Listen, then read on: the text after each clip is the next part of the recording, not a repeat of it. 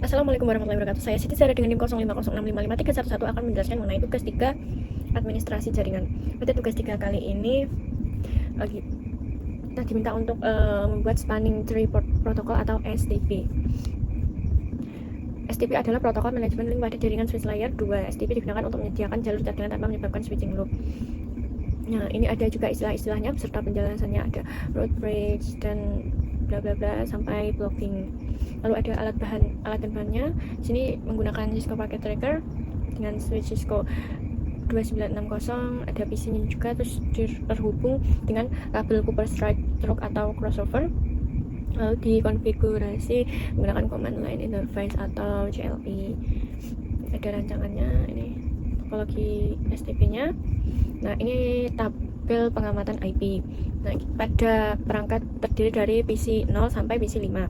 Nah, PC 0 interface fast admin, IP address-nya 192.168.10.1, subnet mask-nya 255.255.255.0. Begitu juga dengan PC 1 hingga PC 5. Nah, ini sama ya. Lalu IP address-nya kita tinggal mengubah ini ya, angka terakhirnya 12346.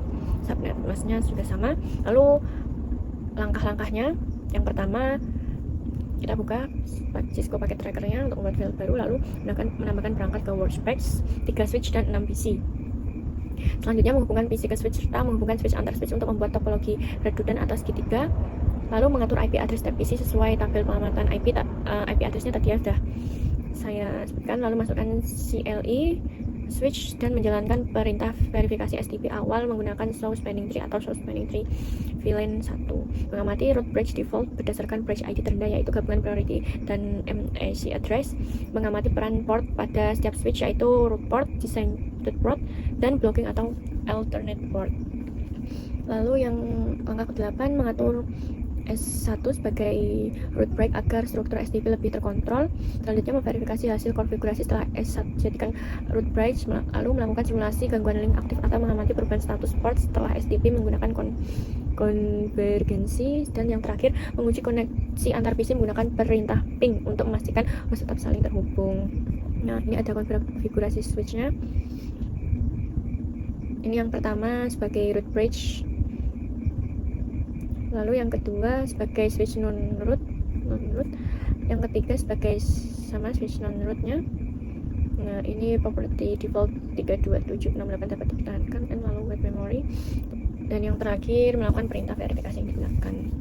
Nah, ini menggunakan perintah ping, masukkan IP-nya 192.168.10.1, lalu ini titik 6, dan hasil verifikasi praktikum.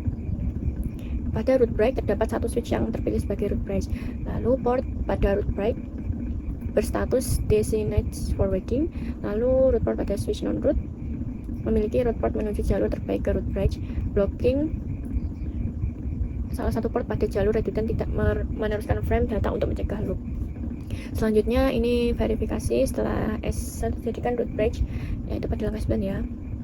Setelah konfigurasi priority pada S1 diubah menjadi 4096, seharusnya menjadi root bridge untuk VLAN 1. Verifikasi dilakukan dengan menjalankan show spanning tree 1 pada S1, S2, S3. Nah, pada perangkat S1, S2, S3 dan link redundant S2 sampai S3, ini ada indikator hasilnya lalu keterangannya.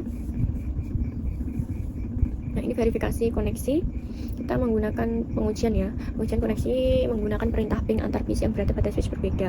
Koneksi dinyatakan berhasil apabila ping mendapat balasan reply dan tidak terjadi looping broadcast yang membuat jaringan tidak stabil. Nah, ini kita menguji PC 0 ke PC 2 menggunakan perintah ping, dimasukkan ini IP-nya, nomor IP-nya, lalu hasil yang diharapkan suksesnya. Lalu PC 0 ke PC 4 masukkan ping, lalu IP, hasilnya sukses. PC 1 ke PC 5 perintah ping, masukkan IP, hasilnya juga sukses.